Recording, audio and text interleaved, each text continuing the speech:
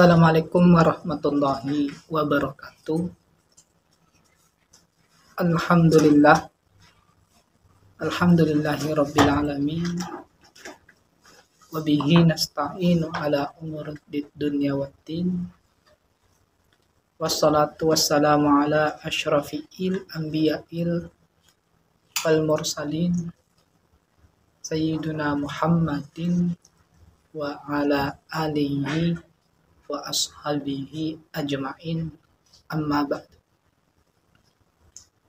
Puji syukur kita panjatkan hadirat Allah Subhanahu wa taala atas segala berkah, rahmat dan hidayahnya lah, sehingga pada hari ini kita masih hidup dalam keadaan sehat walafiat. Dan tak lupa pula kita kirimkan salawat kepada baginda kita Nabi Agung Muhammad Sallallahu Alaihi Wasallam, Nabi yang telah membawa kita dari alam yang gelap gulita menuju ke alam yang terang benderang, sehingga beliaulah kita dapat membedakan antara yang hak dengan yang batil, kemudian yang antara yang halal dengan yang haram, dan antara menuju jalan surga dan menuju jalan neraka.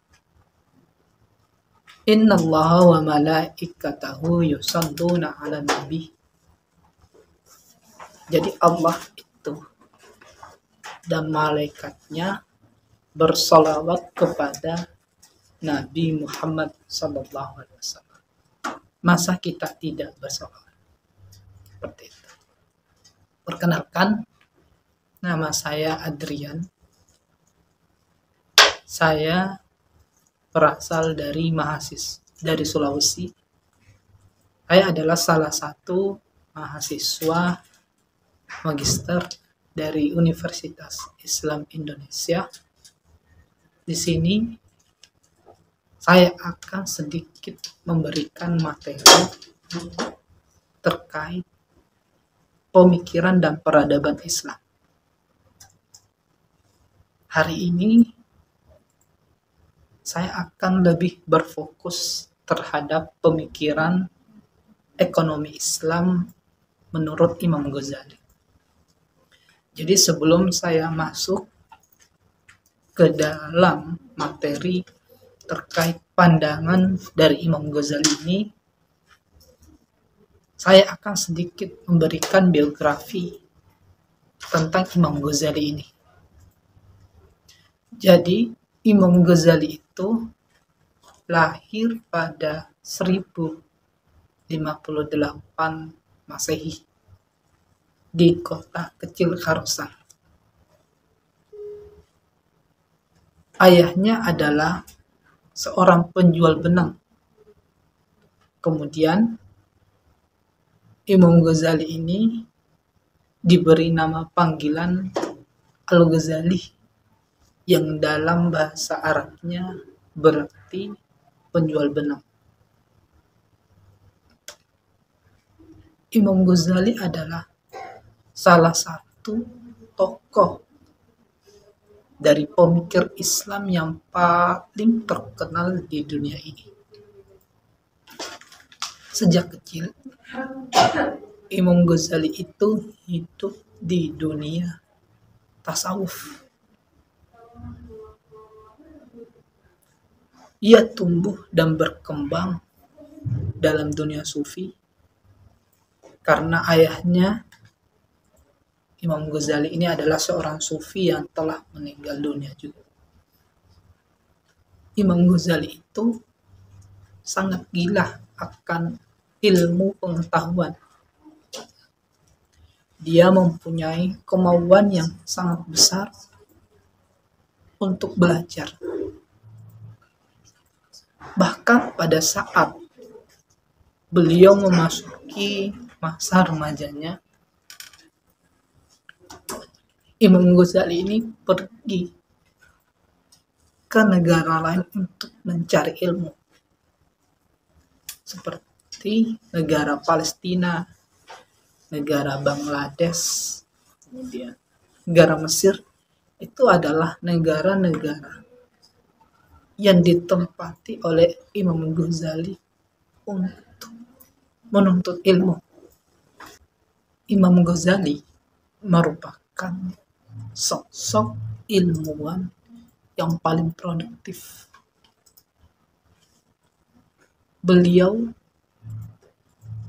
Tulisan beliau sudah terkenal di dunia, baik dari kalangan muslim maupun non-muslim. Diperkirakan karya dari beliau ini sekitar 300 buah yang memiliki disiplin ilmu seperti ilmu tasawuf, ilmu logika, ilmu filsafat, ilmu-ilmu di dalam Al-Quran, ilmu mantik, dan ilmu-ilmu yang lainnya, yang termasuk juga ilmu ekonomi. Namun, yang terkenal sampai saat ini, yang dikenal oleh dunia, tulisannya yaitu berjumlah 84 buah. Dan salah satu tulisan Imam Ghazali yang paling fenomena saat ini yaitu kitab Ihya Ulumuddin yang berjumlah 4 jilid. Itu adalah biografi singkat dari Imam Ghazali. Selanjutnya kita akan masuk ke dalam materi pemikiran dan kontribusi dari Imam Ghazali ini dalam tanda kutip ekonomi Islam. Jadi Al-Ghazali ini dikenal memiliki pemikiran yang sangat luas dalam berbagai bidang. Tentunya juga di dalam bidang ekonomi. Nah, salah satu yang dibahas di dalam ekonomi Islam yaitu terkait masalah konsep dari uang itu sendiri. Jadi menurut Imam Ghazali, uang itu diibaratkan sebagai cermin. Cermin itu tidak mempunyai warna, namun dapat merefleksikan semua warna. Begitu pula dengan uang. Uang itu tidak mempunyai harga, namun dapat merefleksikan semua harga. Uang itu, menurut Imam Ghazali, uang itu bukanlah komoditas, sehingga tidak dapat diperjualbelikan. Memperjualbelikan uang sama saja dengan memenjarakan uang, sehingga fungsi dari uang itu sendiri akan hilang. Itu menurut Imam Ghazali. Selanjutnya, konsep uang di dalam Islam. Jadi Islam itu sangat melarang adanya penimbunan dalam pengelolaan keuangan, karena itu bisa menyebabkan instabilitas perekonomian pada suatu masyarakat, dan itu bisa berdampak buruk pada suatu negara. Dalam hal ini, Imam Ghazali berpendapat bahwa salah satu konsep dasar dilarangnya penimbunan dari uang ini yaitu dapat menghilangkan fungsi yang melekat pada uang itu sendiri.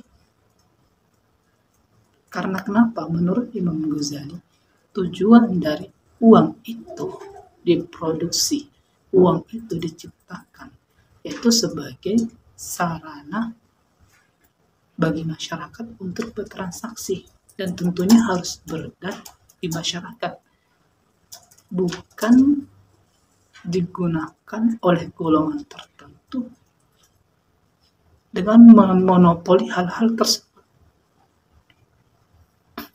Dan salah satu dampak yang terjadi ketika adanya penimbunan uang yaitu dapat menyebabkan inflasi. Nah, dalam hal ini teori ekonomi yang menjelaskan bahwa antara jumlah uang yang beredar di masyarakat dan jumlah barang yang tersedia itu mempunyai hubungan yang saling keterkaitan, bahkan bisa berbanding terbalik. Misalnya begini, menurut Imam Ghazali, jika jumlah uang yang beredar di masyarakat itu lebih banyak daripada barang yang tersedia, maka itu dapat menyebabkan inflasi. Sebaliknya, jika jumlah uang yang beredar di masyarakat itu lebih sedikit daripada barang yang tersedia, maka itu menyebabkan deflasi. Nah, ini adalah kedua-dua hal tersebut adalah salah satu penyakit di dalam ekonomi yang harus dihindari. Selanjutnya, Imam Ghazali juga sempat menyinggung terkait problematika dari riba. Alasan dasar Imam Ghazali mengharamkan riba yang terkait dengan uang itu yaitu didasarkan pada motif dicetaknya uang itu sendiri, yaitu sebagai alat tukar dan standar nilai dari uang itu. Uang itu bukan komoditas, maka dari perbuatan riba dengan cara menukar uang yang sejenis adalah tindakan yang keluar dari tujuan awal penciptaan uang itu sendiri.